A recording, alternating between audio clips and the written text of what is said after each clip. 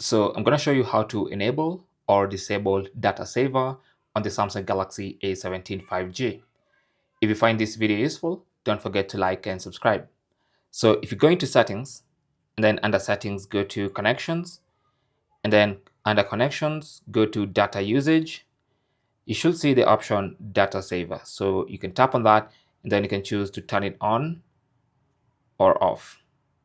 Now, when you turn it on, you can leave exceptions for some apps that you don't want to follow the rules of data saving. So you can tap on that and then add specific apps, or maybe enable specific apps just to use internet normally so that you don't get any important delayed notifications. So for instance, you can enable that for Gmail or for an app, just the sensitive apps you might want to, like messages and stuff like that. So even though data saver is on, those specific apps will not be uh, tied to the rules of data saver.